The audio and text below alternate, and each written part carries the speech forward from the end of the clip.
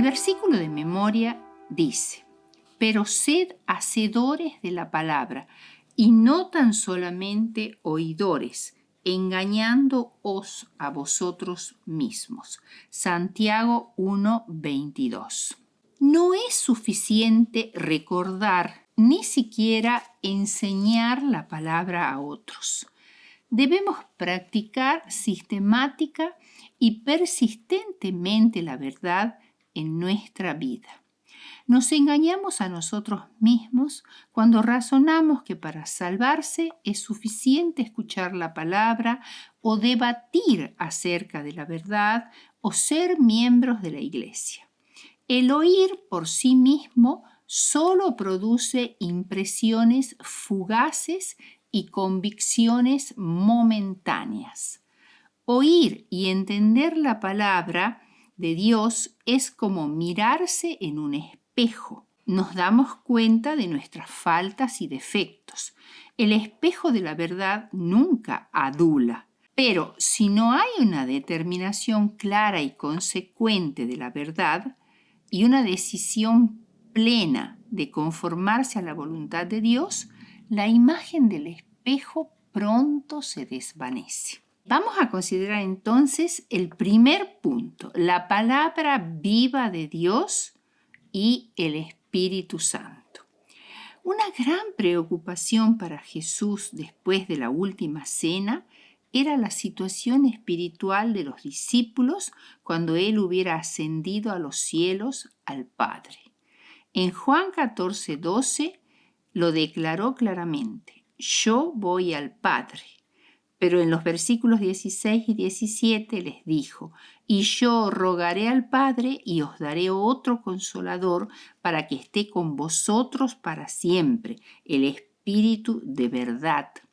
Y el versículo 26 agrega: mas el Consolador, el Espíritu Santo, a quien el Padre enviará en mi nombre, Él os enseñará todas las cosas y os recordará todo lo que os he dicho. Otro Consolador, es decir, otro de la misma clase, semejante a Jesús, que se quedaría para siempre con los discípulos. La palabra consolador en griego, parakletos, significa uno que exhorta, un mediador, un intercesor, un ayudador. Según el versículo 26, este Consolador, que es el Espíritu Santo, la tercera persona de la divinidad, tiene como una de sus principales funciones la enseñanza. Aunque Cristo dedicó mucho de su obra a la enseñanza y fue llamado el Gran Maestro, mucho de lo que él enseñó no fue comprendido por los discípulos debido al estado mental en que ellos se encontraban. Necesitaban otro maestro que les diera instrucciones adicionales, nuevas verdades, pero que también les recordaría verdades olvidadas que Jesús había enseñado. Pondría en su mente las ideas apropiadas cuando estuvieran ante los tribunales. Además, el Consolador da testimonio de Cristo y convence, es decir, reprende, convence, acusa, pone en evidencia a los pecadores sus pecados. Una de las primeras evidencias de que está obrando el Espíritu Santo es la profunda convicción de que somos pecadores, pero no solo pone de manifiesto el pecado, también hace que se vea cuál es la verdadera rectitud y nos hace evidente la brillante, perfecta y suficiente justicia de Cristo para que la aceptemos. Y finalmente también advierte a los hombres del juicio venidero. Nadie puede escapar del juicio, pues es tan seguro como la muerte. El Espíritu Santo nos guía a toda verdad y no habla de su propia cuenta porque Él está sujeto, como Jesús lo estuvo, al Padre. Y finalmente glorifica a Cristo mediante la revelación plena del plan de salvación, de la misericordia, de la bondad y de la justicia perfecta de Cristo. De tal manera que no hay ninguna posibilidad de comprensión y aplicación de la palabra en nuestra vida sin la obra maravillosa del Espíritu Santo en nuestra mente y corazón. El segundo punto que vamos a analizar es aprendiendo de Jesús. Cuando el compungido pueblo de Israel, después de la reprensión de Dios por medio de su profeta Ezequiel, preguntó: nuestras rebeliones y nuestros pecados están sobre nosotros, y a causa de ellos somos consumidos. ¿Cómo pues viviremos? Ezequiel 33:10. Jesús mismo, nuestro mejor ejemplo, proporcionó la respuesta: no solo de pan vivirá el hombre, sino de toda palabra que sale de la boca de Dios. Mateo 4:4. Jesús ordena a sus seguidores que imiten su ejemplo de vivir por la palabra. No es un secreto saber que el cristianismo no goza de buena salud en muchas partes del mundo. Más bien ha estado languideciendo porque se ha alimentado con alimento chatarra en vez de la palabra verdadera. Esto también puede aplicarse a nosotros. Ya en sus días, Elena G. de White escribía: se ha despojado a la Biblia de su poder y los resultados se ven en una disminución del tono de la vida espiritual. En los sermones de muchos púlpitos de nuestros días no se nota esa divina manifestación que despierta la conciencia y vivifica el alma. Los oyentes no pueden decir: ¿no ardía nuestro corazón en nosotros mientras nos hablaba por el camino y cuando nos abría las Escrituras? Lucas 24:32. Hay muchas personas que están clamando por el Dios viviente y anhelan la presencia divina. Las teorías filosóficas o los ensayos literarios, por brillantes que sean, no pueden satisfacer el corazón. Que la palabra de Dios hable a la gente, que los que han escuchado solo tradiciones, teorías y máximas humanas oigan la voz de aquel cuya palabra puede renovar el alma para vida eterna. Palabras de vida del Gran Maestro, página 22. Prestar atención a su consejo no solo satisfará nuestra hambruna espiritual, sino que además nos ayudará a saciar la hambruna de la palabra que hay en el mundo, que fue predicha por el profeta Amós. ¿Cuál es la urgencia de vivir por la palabra, así como lo aconsejó Jesús? Vivir por la palabra es el único medio por el cual podemos hacer frente a los engaños satánicos de los últimos días. Durante las tentaciones de Jesús en el desierto, el enemigo lo confrontó con interpretaciones sutiles de la palabra de Dios, calculadas para generar la duda y engañarlo.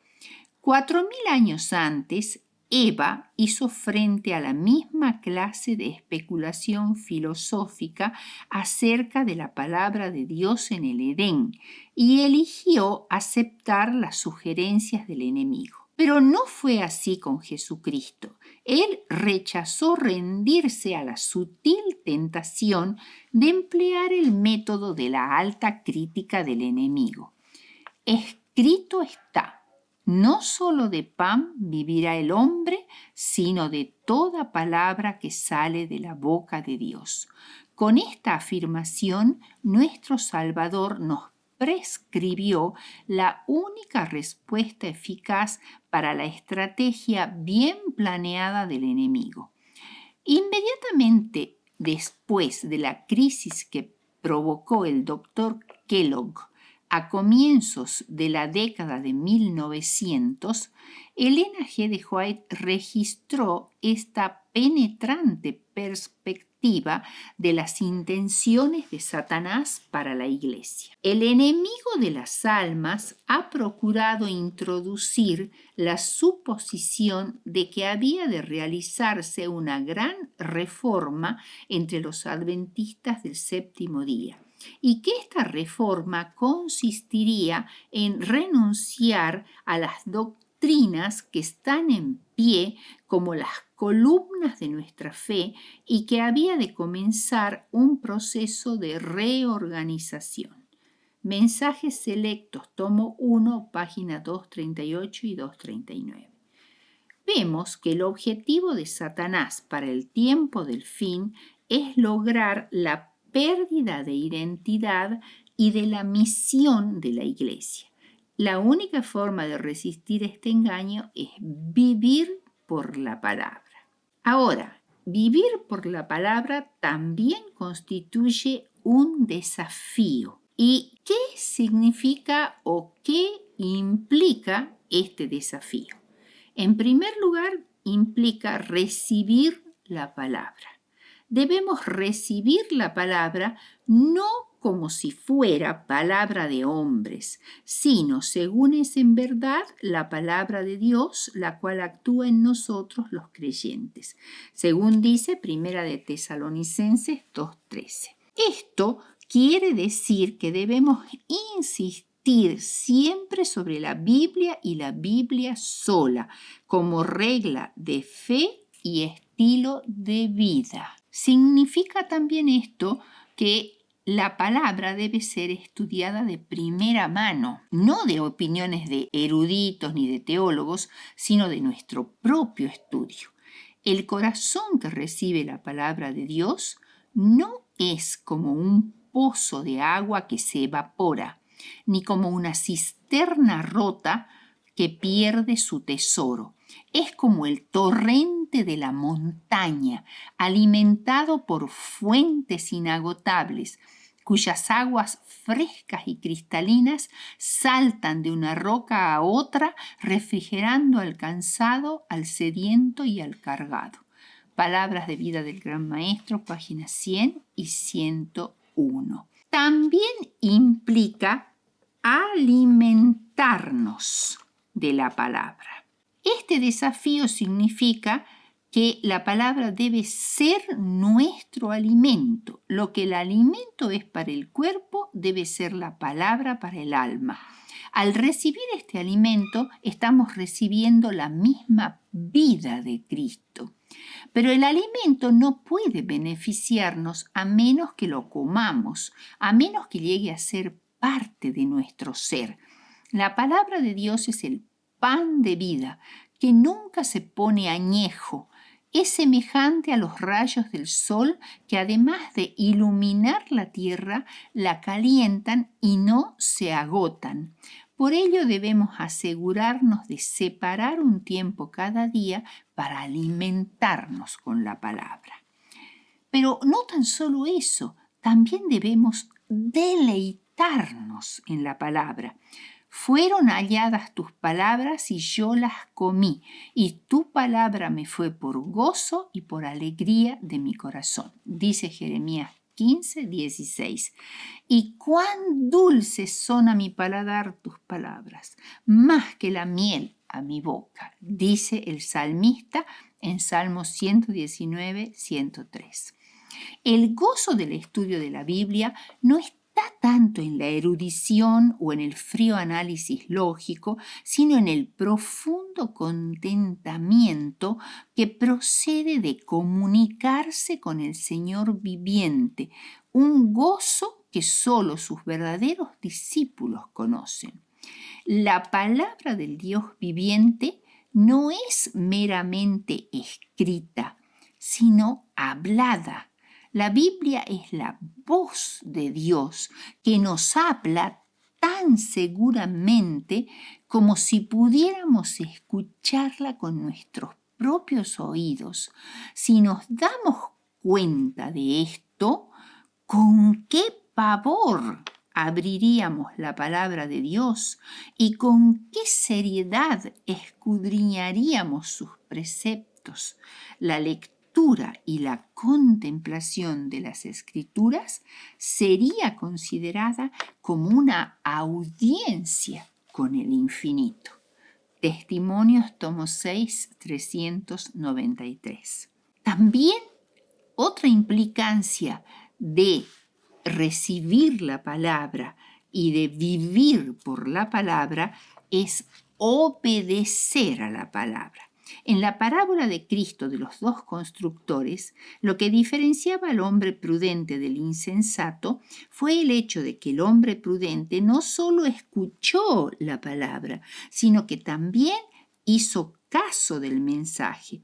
La palabra del Dios viviente, que es nuestra vida, debe amoldar nuestras acciones, nuestros dichos y nuestros pensamientos. Y también debemos ser finalmente guiados por la palabra. Si vivimos por la palabra, debemos ser guiados por la palabra. Además de tener nuestras vidas individuales reguladas por la palabra, la Iglesia, como el cuerpo corporativo de los creyentes, también debe ser guiado por la palabra en cada faceta de la vida. Los miembros de la Iglesia y las comisiones y juntas buscarán la voluntad de Dios escudriñando fervientemente las Escrituras. Las casas editoras, publicaciones y librerías publicarán y distribuirán periódicos, revistas, artículos y libros cuyo contenido esté centrado en la Biblia. Las instituciones educacionales y juntas escolares mantendrán una dirección firme, reteniendo solo a los profesores y obreros cuya enseñanza e influencia alienten la confianza en nuestras creencias fundamentales y estilo de vida. Las instituciones médicas deben permitir que la Biblia moldee la filosofía y la práctica de la salud y la curación. Nuestros métodos de evangelización, nuestro estilo de adoración y el contenido de nuestros sermones estarán basados en las grandes verdades de la palabra. Los ancianos, los maestros de escuela sabática y los músicos cimentarán su enseñanza y su música también en la palabra de Dios. Y como consecuencia de todo esto, no debemos adoptar posturas de neutralidad teológico cuando la verdad y el honor de Dios están en peligro. Debemos tener el valor de defender la palabra.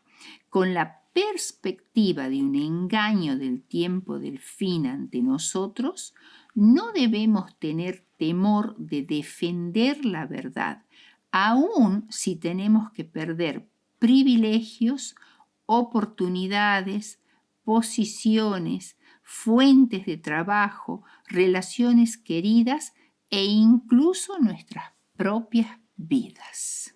Como conclusión, vamos a recordar algo muy interesante que sucedió en la historia de nuestra iglesia. El congreso que se realizó en Tacoma Park, Washington, D.C., en 1909 fue especial. Delegados de varias partes del mundo trajeron informes detallados y conmovedores.